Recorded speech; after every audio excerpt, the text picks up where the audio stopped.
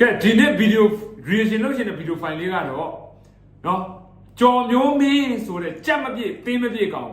ဘူးလက်လှဆိုရစော်ထားတဲ့ဗီဒီယို file လေးပဲနော်ကြည့်သွားကျွန်တော်တို့တိုင်းတဲ့တိုက်ပွဲတစ်ခုမှမလုပ်ဒါသူတို့ရဲ့အမျှော်မြင်ရှိတဲ့ခေါင်းဆောင်တွေရှမ်းတပ်ဘုံနှစ်ဖွဲ့လုံးဒါကျွန်တော်အတိမတ်ပြရမယ်အမျှော်မြင်မရှိတဲ့ခေါင်းဆောင်တွေအုပ်ချုပ်တဲ့နေမြေတွေမှာတိုက်ပွဲတွေဖြစ်တာပဲ KIA ဆိုလဲ KIA KN ဆိုလဲ KNU ဟိုက EA ဆိုလဲ EA ဒါအမျှော်မြင်မရှိတဲ့ကောင်တွေသူတို့နေမှာအကုန်လုံးပျက်စီးခြင်း၅ပါးတိုင်ကုန်နော်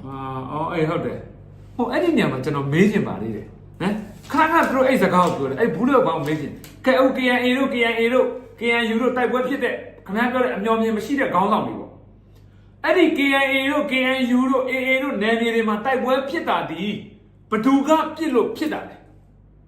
စစ်တပ်ကပြစ်လို့တိုက်ပွဲဖြစ်တာဟုတ်တယ်နော်โอเคလက်ရှိစစ်တပ်အုပ်ချုပ်ထားတဲ့ရန်ကုန်တို့မန္တလေးတို့နေပြည်တော်တို့မှာတိုက်ပွဲတွေမဖြစ်တာဒီဘသူကလာမပြစ်လို့မဖြစ်တာအဲ့တော့တိုင်းပြည်မှာတိုက်ပွဲတွေဖြစ်နေတာဒီလက်နက်ကင်တွေကြောက်လားစစ်တပ်ကြောက်လားအဲ့ဒါအဖြေပဲသိလားဒါကိုပြောင်းပြန်လှန်ပြီးတော့ဂျင်းလိုက်ခဲ့နေတာတိုင်းပြည်မှာအနှံ့ဟမ် KNU နယ်မြေမှာတိုက်ပွဲဖြစ်တာဒီဘသူတွားပြစ်လို့လဲစစ်တပ်ကတွားပြစ်လို့စစ်တပ်မဖြစ်ပဲအဲ့ကရင်တွေတနက်ထဖောက်ပြီးတော့တိုက်ပွဲလုပ်မနေဘူးဟမ် KIA နယ်မြေမှာကချင်ပြည်နယ်မှာတိုက်ပွဲဖြစ်တာဒီဘသူတွားပြစ်လို့လဲစစ်တပ်ကတွားပြစ်လို့AA နယ်မြေမှာတိုက်ပွဲဖြစ်တာဒီဘသူကပြစ်လို့လဲစစ်တပ်ကတွားပြစ်လို့ပဲဟမ်ဟိုကရင်ဒီကရားမှာတိုက်ပွဲဖြစ်တာဒီဘသူတွားပြစ်လို့လဲစစ်တပ်ကတွားပြစ်လို့ပဲအညာမှာတိုက်ပွဲဖြစ်တာဘလူပြစ်လို့လဲစစ်တပ်ကတွားပြစ်လို့ပဲဟမ်အဲ့ဒီစစ်တပ်ကတွားမပြစ်အဲ့ဒီဒေသတွေမှာတိုက်ပွဲဖြစ်မလားအဲ့ဒါဖြေပဲရှင်းနေတယ်နိုင်ငံကိုငါတို့ပဲပိုင်နေငါတို့စစ်တပ်သားလေးနိုင်ငံတော်ပိုင်ရှင်ငါတို့ကနိုင်ငံတော်ငါတို့ကိုမစော်ကားနဲ့ငါတို့စော်ကားရင်ဘာဖြစ်လဲနိုင်ငံတော်အကြီးအကျယ်ပြစ်တယ်တဲ့စောက်ယူတွေအဲ့ဒီစောက်ယူတွေကိုဒီကာလမှာနိုင်အောင်တိုက်နိုင်တိုက်မတိုက်နိုင်ခင်ဗျားတို့တက်တက်လုံးစောက်ယူအုပ်ချုပ်တာခံရမှာဟမ်အဲ့အဖြေပဲအဲ့တော့ရန်ကုန်တို့မန္တလေးတို့မြို့ကြီးတွေမှာတိုက်ပွဲမဖြစ်တာဘယ်သူလာမဖြစ်လို့လဲဒီတော်လှန်ရေးဘက်ကလူတွေလာမဖြစ်လို့ဘာဖြစ်လို့မဖြစ်တာပြစ်လို့မရလို့လားမဟုတ်ဘူးဟမ်ဒီနေ့ခေတ်မှာအတေကန်လုံးတွေပေါ်တယ်ဗျာရဲစခန်းလိုဟာမျိုးရန်ကုန်မြို့မှာရဲစခန်းဘယ်နှခုရှိတယ်နော်ရဲစခန်း10ခုလောက်အခု20ပြော10ခုလောက်ပဲလေတစ်ချိန်နဲ့တစ်နာရီထဲမှာ mission လုပ်ပြီး drone နဲ့အတေကန်ခွဲချလိုက်ကြည့်ရန်ကုန်မြို့ဘယ်လိုဖြစ်သွားမလဲအဲ့ပဲလုံလို့ရတယ်မလုံတာဘာဖြစ်လို့လဲပြည်သူထိမှန်ဆိုလို့အဲ့တော့တိုက်ပွဲတွေဖြစ်တယ်မတိလို့ရှိရင်စစ်ကိုခေါ်ရင်စစ်လာတယ်ဆိုတော့စောက်အတန်းစားတွေရှိသေးတယ်ဟမ်စစ်ကိုခေါ်တိုင်းစစ်လာမယ်ဆိုရင်မင်းတို့မြို့တွေမှာခွဲချတယ်အကုန်မသားပေါ်ဝင်ဘယ်လိုဖြစ်ကုန်မလဲအဲ့တော့တိုင်းပြည်မှာလေဒီကောင်တွေကပေါက်ပန်း40တယ်တကယ်ခုဆိုလို့ရှိရင်ဗျာကဲSSPP ဆိုလို့ရှိရင်ကျွန်တော်တို့ရှမ်းမြောက်မှာတမတော်ကတမျိုးပြီးတမျိုးပြန်သိမ်းတယ်နောင်ချိုဒီဘောဟလာကြောင်မဲဒါတွေသိမ်းတဲ့ခါမှာ SSPP ရဲ့ဒါဟိုကျွန်တော်တို့စစ်ကြောင်းတွေလာလို့ရှိရင်အထောက်အကူပြုတာတွေအများကြီးရှိတယ်ဒါကဲတွေ့တယ်နော်လက်ရှိဒီနေ့ SSPP က TNL ကပြောတယ်လက်ရှိနယ်မြေတွေကိုစစ်ကောင်စီကစစ်ကြောင်းထိုးတာ SSPP ရဲ့ပါဝင်ကူညီမှုကြောင့်ဒီစစ်တပ်ကိုပါဝင်ကူညီမှုကြောင့်လို့ပြောတဲ့စကားကို SSPP က TNL အနေနဲ့ပြန်လည်ဖြည့်ရှင်းပေးဖို့ဆိုပြီးစာထုတ်ပြီးကန့်ကွက်တယ်ဘူးလက်ကိုယ်တိုင်ပြောပြီးဒီမှာဘူးလက်ကိုယ်တိုင်ပြောနေပြီဒီမှာကြည့်ကဲ SSPP တာဝန်ရှိတဲ့လူတွေနဲ့ဘူးလက်ကိုယ်လည်းစာထုတ်ပါခင်ဗျားတို့ SSPP တာဝန်ရှိတဲ့လူတွေအနေနဲ့ဘူးလက်ကိုယ်တိုင်စာထုတ်ပါဒီမှာဘူးလက်ပြောနေတာဘူးလက်ကိုလည်းလာစာထုတ်ပါနော်မကြည့်သူတို့ကိုဟိုဒါအတိမတ်ပြပါမယ်အဲ့ဘက်မှာစစ်မျက်နှာတစ်ဖက်မဖွင့်ရဘူးတမတော်အရှမ်းတောင်တို့ရှမ်းအရှိတို့မှာအေဂျင့်နေဗျာအေဂျင့်နေဒါသူတို့ရဲ့အပြော်ပြင်းရှိတာအဲ့ဒါကိုကြော်မျိုးမြင့်သွားဝေဖန်တယ်ဟာရွက်စစ်ကြီးရတယ်ယူရီးယားနိုင်ငံသားခိုင်ယူထားပြီးတော့ဘာဖြစ်ချင်တာလဲဘာတွေပြောတယ် NCO ဘာတွေဝေဖန်တယ်ဟာသူကတော့အစိုးရကိုဖားရပြီးပြောမှာမဟုတ်သူ့မြင်သူပြောမှာပဲသူ့မြင်သူပြောမှာသူ့မြင်သူမှန်ကြတော့ဘူးလက်ကကြောက်တယ်သူကစစ်သားပြီးတယ်ဆိုကြောက်တတ်တယ်နော်ဘူးလက်တို့စစ်ဘုံချုပ်တွေကြောက်တယ်အခုမင်းအောင်လည်းအသေးကြောက်တယ်အသေးကြောက်တတ်တယ်ဒီကောင်တွေကတက်တိရှိတယ်အောင်မလို့ငါကြောက်တယ်သူတို့ဖင်ချကတိမှာအသေးကြောက်တယ်အဲ့တော့ဘာဖြစ်တယ်သူတို့ကအခုဘူးလက်ပြောရတဲ့စကားထဲမှာတွေ့တယ်မလားစစ်မျက်နှာပြင်မဖွင့်ရအောင်ဒါကြောင့်မလို့ကျွန်တော်တို့အမြဲပြောတာတိုင်းသားတွေအားလုံးကစီးလုံးပြီးတော့တိုက်မှရမယ်ကရင်ဖွဲ့တဲ့ကချင်ဖွဲ့တဲ့ချင်းဖွဲ့တဲ့မွန်ဖွဲ့တဲ့ရခိုင်ဖွဲ့တဲ့ကိုယ့်ဖွဲ့ကိုလုံနေတာတဲ့စာရင်အားလုံးချိတ်ဆက် ညှိနှိုင်းပြီးတော့စစ်စင်ရေးဆောင်ရွက်တဲ့နေရာမှာတွေပါလုပ်ကြည့်မตาရရင်ကြိုက်တယ်လို့ဘာဖြစ်လို့လဲကချင်မှာသွားတိုက်နေတဲ့အချိန်ဟာဖတ်တီညီကိုပဲဖတ်တီရဲ့လာပါအတူတူစကားပြောကြမယ်လက်သမင်းစားကြမယ်လာဖတ်တီလားဟောဒီမှာကရင်လာပြီးတော့စစ်မျက်နှာပြင်ဖွင့်တဲ့ချိန်ကျရင်ဟိုကချင်ကိုတွားပြီးဘာလုပ်လဲဟာခေါင်ရည်တူတောက်မယ်ဒူဝါကြီးဟာလာပါကွာခင်ဗျာငါတို့ကတိုင်းတန်းညီကိုမောင်နှမတွေပါအဲ့ဒါလေဖာခံခဲ့တဲ့စစ်ဗိုလ်ချုပ်တွေပြောတဲ့စကားမှတ်ထား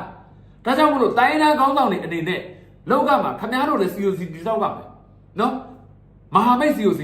ဟုတ်တော့မလားချင်းရောက်ကွန်မန်ကိုအပြည့်အဝမတုံးဆွဲရင်တောင်မှစစ်စစ်ရေးတွေမှာလေကချင်ကရမွန်မြန်မာရခိုင်ချမ်းအားလုံးဖြည့်ပေါင်းပြီးတော့လုံနိုင်ပြီအဲ့ဒီခွေးသက်ကမတာမပေါ်ကြိုက်တယ်လို့ဒီကောင်လေးအသေးကြောက်တယ်အဲ့လိုစုပေါင်းပြီးကျုံးမအောင်အသေးကြောက်တဲ့အတွက်ဘယ်လူမျိုးကစီးလုံးလဲအခုဆို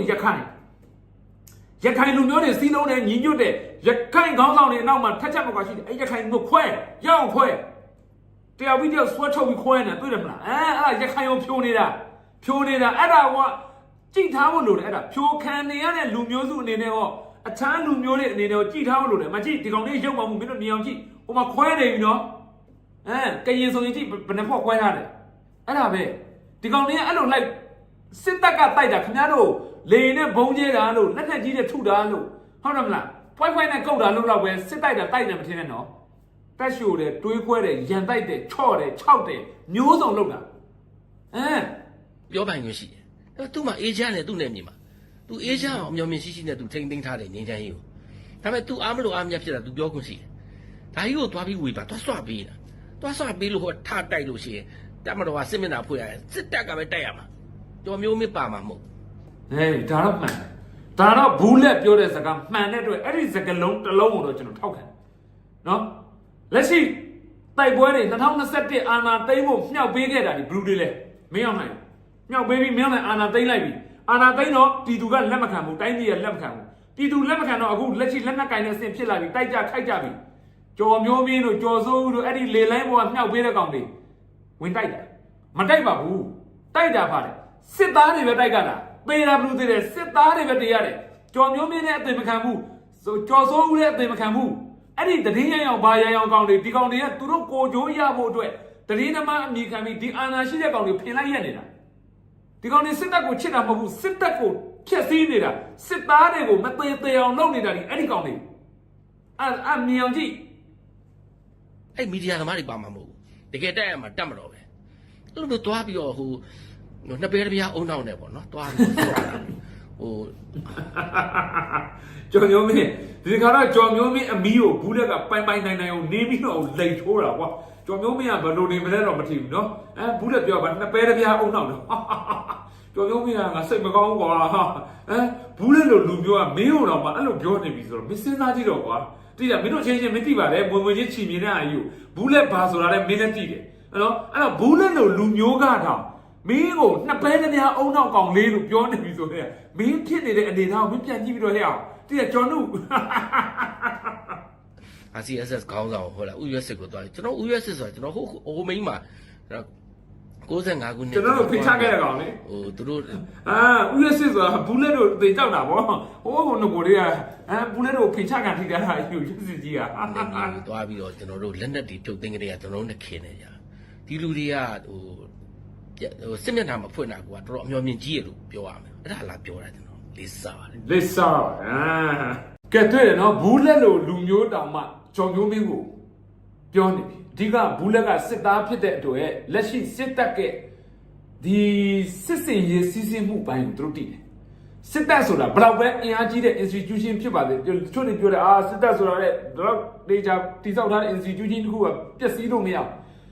စစ်တပ်ကတသက်လုံးလှုပ်လာတဲ့နီးကိုကြည့်လိုက်ပါကျွန်တော်တို့အဖေအမေတွေအဖိုးအဖွားတွေလက်ထက်တည်းကဒီ62အာနာသိမ်းပြီးတဲ့ကဘာလုပ်လဲရှမ်းကိုထိုးမယ်ဆိုရင်ဒီဘက်အနောက်ဘက်နဲ့တောင်ဘက်မှာမဟာမိတ်ဖွဲ့တယ်စစ်မျက်နှာပြင်ကိုစစ်တပ်ကဘယ်တော့မှစစ်မျက်နှာပြင်ပတ်လက်ဖြစ်အောင်အဲ့ကောင်မဖွင့်ရဲဘူးကြည့်အခု21နွေဦးတော်လန်ရေးမှာဘာဖြစ်လို့စစ်တပ်ကအရေးနှိပ်တာလဲပတ်လက်စစ်မျက်နှာပြင်ဖြစ်လာလို့အရေးနှိပ်တာထုံတော့အင်အားပေးလို့မလောက်နိုင်တော့ဘူးအဲ့တော့ဘာဖြစ်တယ်ကပစဆိုတာမင်းကြီးပါစုံစမ်းကြည့်ပါကျွန်တော်ပြောတာဟုတ်လားမဟုတ်ဘူးလားစစ်တပ်မှာကပစဆိုတာရှင်းတန်းတက်ပြီးတော့တိုက်ပွဲတိုက်ဘူးလား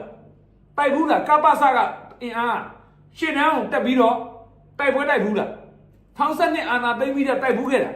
မတိုက်ဘူးအခုမင်းအောင်လိုင်းလက်ထက်မှာကပ္ပစတွေဘယ်လိုလုပ်ကြလဲရှင်းတန်းမှာသွားပစ်ကြတယ်အဲ့ဒါအဖြစ်ပဲအဲ့တော့လက်ရှိစစ်တပ်ကဘလောက်အင်အားပြုံးနေတယ်ပြုံးနေတဲ့အချိန်မှာတိုက်ရင်နိုင်မယ်ဒါကိုမတိုက်ဘဲနဲ့အီးများလိုက်ချီးများလာတဲ့အမီးများလိုက်အီးပေါက်လိုက်ဟမ်နည်းနည်းလေးခုနေဖြစ်လာတဲ့အမီးထောင်ကစုံပေါက်ပြင်းနေတဲ့ကောင်မှရှိတယ်အဲ့တော့ဘာဖြစ်ကောလဲရောက်ဖက်ကျဲဥတိုက်တယ်လို့ဖြစ်ပြီးဒီသေကန်ကြီးကောင်ကပြန်အသက်ဝင်လာရင်အကောင်လုံးမသာပေါ်မှာနော်အဲ့တော့လုံးမလုံးအပြက်လောက်ကမယ်ဒါကြောင့်မလို့တိုင်းသားလက်နက်ကင်တွေကိုအားလုံးပြောချင်တာတိုက်တဲ့အဖွဲ့တွေတိုက်နေပြီခမများတို့လက်နက်ကင်နေတာအခု DKBA တို့နော် BGS တို့ဘာအတွက်နဲ့လက်နက်ကင်တာဘာကြားပြန်လို့လက်နက်ကင်တာလားဟမ်ဘာလို့မို့လဲ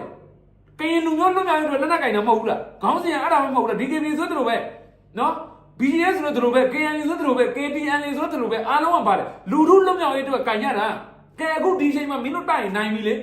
ကရင်ပြည်နယ်ကိုကရင်လက်နက်ကင်တွေအားလုံးတိုက်ရင်နိုင်သားမနိုင်ဘူးလားအဲ့ဒါလည်းမဖြစ်ဟိုဘုံနဲ့လာကျဲမာတို့ငါတို့ကရင်ပြည်နယ်ပြာပုံဖြစ်မှာတော့စောက်ပေါ်တွေမပြောနဲ့မင်းတို့မတိုက်တဲ့တသက်လုံးကရင်ပြည်နယ်စစ်ဘေးရှောင်နေရတာပဲဟမ်မတိုက်ဘဲနေတော့ကရင်ပြည်နယ်ငြိမ်းချမ်းခဲ့တာနှစ်ပေါင်း60ကျော်80ကရင်ပြည်သူတွေအကုန်ပြေးနေရတာပဲဒီနေ့ထိတဲ့ကရင်ပြည်သူတွေနဲ့သက်မှတပုံကြီးဟမ်မပညာမတရားတဲ့ကရင်လေးတွေတပုံကြီးအဲ့တော့ဘာလို့ဖို့ကိုင်းလာခဲ့တာလဲလူကိုလူမျိုးလွတ်မြောက်ရေးအတွက်လက်နက်ကိုင်းလာကြတာဒီချိန်စော်ရင်လွတ်မြောက်ပြီဒါနဲ့မစော်ကြဘူးခေါင်းစဉ်မျိုးစုံအောက်မှာလီးလွဲဖြဲပြီးတော့နေကြတာအဲ့တော့လည်းရှင်းနေတယ်အဖြေကဘာတွေ့တယ်ဆိုတာဟုတ်တယ်နော်အဲ့တော့စစ်တပ်ဆိုတာဟာမျိုးကဒီလိုမျိုးအင်အားချိနဲ့မှုမျိုးကသူစစ်တပ်တမိုင်းမှာလည်းဘာမှမရှိခဲ့ဘူးစစ်ဌာနချုပ်တိန်းငံထိဖို့မပြောနဲ့တက်မတော်တိန်းငံထိတဲ့တမိုင်းရှိခဲ့တာနော်ဒီပထမတိုက်ပွဲတွေမှာနေအချင်းရှိခဲ့တယ်ဒီလိုမျိုးစစ်ဌာနချုပ်ကြီးကြတယ်ဆိုတော့တမိုင်းစစ်တပ်တမိုင်းမှာမရှိဘူးဒီဘက်ခင်မှာနော်အဲ့တော့အလောက်ပြိုလဲနေတဲ့ဟာကိုအားလုံးတက်ညီလက်ညီနဲ့လှုပ်ရင်ရမယ့်အချိန်မှာမလှုပ်ဘဲနဲ့ဒီရန်သူကိုအတက်ပြန်ဆက်ကြားသေးကိုအတက်သွင်းသူတို့ဖြစ်မယ်ဆိုရင်တော့တတိုင်းပြည်လုံးကကံကြမ္မာခံရမှာပဲဒါကိုအားလုံးသိဖို့လိုတယ်နော်အဲ့တော့တော်လန်ရေးကရှင်းရှင်းလေးမလှုပ်နိုင်ရင်မလှုပ်နဲ့တော်လန်ရေးမလှုပ်တဲ့သူကိုအပြစ်သွားပြောလို့တော့မရဘူးအခုကျွန်တော်ပြောနေတဲ့စကားတွေကဘယ်နည်းကတော့မလှုပ်တဲ့သူကိုအပြစ်ပြောတာမဟုတ်ဘူးနော်အဲ့ဒီမလှုပ်ဘဲနဲ့ရန်သူအားရအောင်လှုပ်နေတဲ့သူတွေကိုပြောတာတော်လန်ရေးမလှုပ်နိုင်ဘေးထိုင်နေမှာမဖြစ်ဘူးအေးဒါပေမဲ့မင်းရဲ့လုံမှုကင်မှုပြောမှုဆိုမှုနေမှုထိုင်မှုလုံမှုကင်မှုပြောမှုဆိုမှုနေမှုထိုင်မှုအဲ့ဒီအားလုံးဟာရန်သူကိုအားပေးအားမြောက်ပြုတ်နေတဲ့လုပ်ရက်မျိုးမဖြစ်ဖို့လို့ရည်ကြီးတယ်ဒါလေးကိုလက်နက်ကင်အဖွဲ့အစည်းအားလုံးလက်ခံမယ်ဆိုလို့ရှိရင်ကျွန်တော်တို့တော်လှန်ရေးကခက်မြန်ပြီးမှာပဲလက်မခံဘူးဆိုလို့ရှိရင်တော့ဒီတော်လှန်ရေးရေရှည်မှာပဲအဲ့တော့တော်လှန်ရေးရေရှည်ပါဖြစ်တယ်ပြည်သူကနှစ်နာတယ်အဲ့လိုပြည်သူနာမှာဆိုလို့အမျိုးသားရင်ညာစီရေးဆိုတဲ့မူကိုကင်ဆွဲပြီးတော့ဒီတိုင်းပြည်ကလူစကားနားမလဲတဲ့ကောင်တွေကိုလူစကားနားလဲလာမလားလို့စစ်တပ်ကဖေးတက်မတော့ကျမနဲ့ဆိုမောင်နှမပါလို့လူအစဲခံပြီးပြောခဲ့တာအဲ့ဒီအဖွာကြီးကလက်ကားပြောခဲ့တာမဟုတ်ဘူးဒီတိုင်းပြည်ဒလိုသွေးချောင်းစီးမှဆိုလို့ဒါပေမဲ့အဲ့ဒီခွေးရမွေးတဲ့ခွေးမသားတွေကလူစကားကိုပြောလို့နားမထောင်တဲ့အတွက်တိုင်းပြည်ဟာလက်နက်ကင်လမ်းစဉ်ပေါ်ရောက်ပြီးဒီအချိန်တည်းကြောက်လာဘူးပြီအဲ့တော့တိုင်းပြည်လည်းနာဘူးပြီးစတေးကြတဲ့အသက်တည်းစတေးဘူးပြီးနိုင်အောင်တိုက်တော့မှလွေဘာမှတပါအခြားမရှိပဲနော်ဒါရှင်းရှင်းလေးပဲအဲ့တော့တော်လိုင်းနဲ့ပတ်သက်လို့ဝိဝါဒမပြားနဲ့မောနိုင်ခိုင်နာမမဲနဲ့ငါပဲလောက်ရတယ်ဆိုမဲလို့မရဘူးတူများတွေနှစ်ညိုးလျှောက်ထိုးနဲတော်လိုင်းဘက်ကလူပါလို့ပြောပြီးတော့အချင်းချင်းပြန်ပြီးတော့နှစ်ညိုးထိုးလိုက်ပါဖြစ်တယ်အပြက်မောက်ဝင်လာလိမ့်မယ်ရန်သူကအဲ့ဒါကိုစောင့်နေအဲ့တော့လက်ရှိစစ်အာဏာရှင်တွေကခမများတို့ကျွန်တော်တို့ပြည်သူကိုတိုက်နေတာလေနဲ့ဘုံကျဲတာတော့အမြောက်နဲ့ထုတာတော့မထင်နဲ့နော်အဲ့ဒီအပြင်စီးပွားရေးပိတ်ဆို့ဖြတ်လေးဖြတ်ဖြတ်တယ်နော်သွေးခွဲတယ်တက်ရှို့တယ်ချော့တယ်ခြောက်တယ်နော်ပေါင်းစည်းတယ်